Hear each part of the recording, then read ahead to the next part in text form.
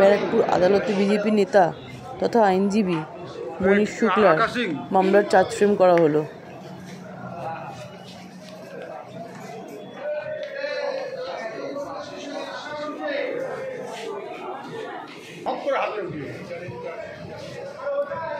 নাসির আলী তো নাসির আলী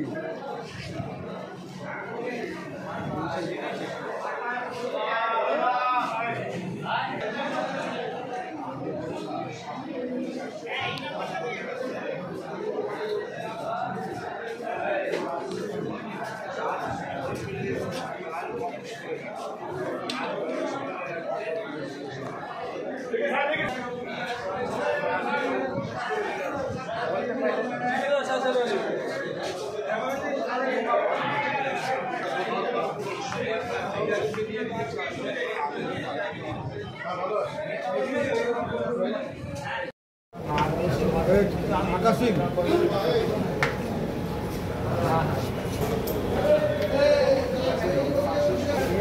চারটে 10টা ওই যে কুররাম সরো সরো সরো দাদা সরে যান না। আরে তুমি ঘপ করে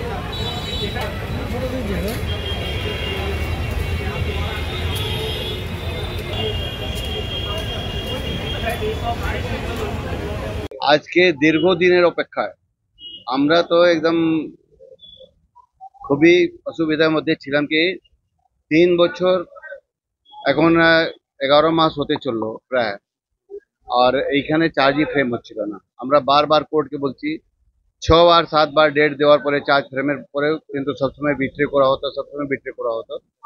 আজকে এট লাস্টে কিন্তু চার্জ 13 জনের উপরেই চার্জ ফ্রেম হয়েছে। পরবর্তী তারিখ হচ্ছে 26/11, ট্রায়ালের তারিখ দেওয়া হয়েছে 26/11 তারিখ শুরু হবে।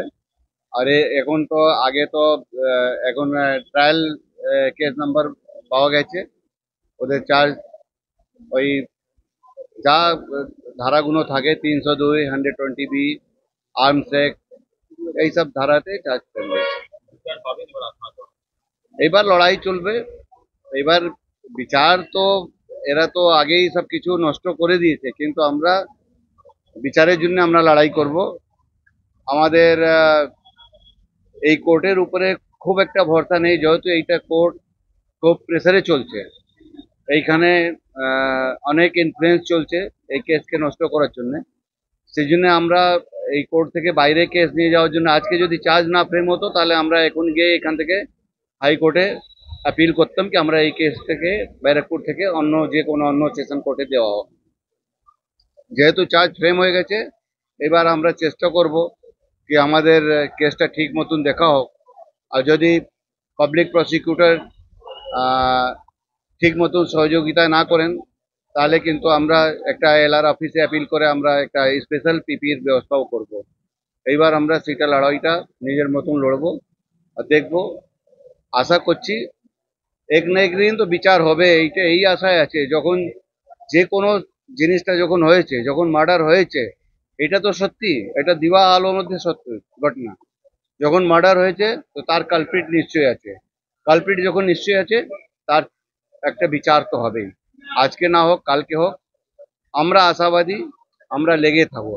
কিন্তু এই গভর্নমেন্ট থাকাকালীন আমরা খুব একটা আশাবাদী নেই।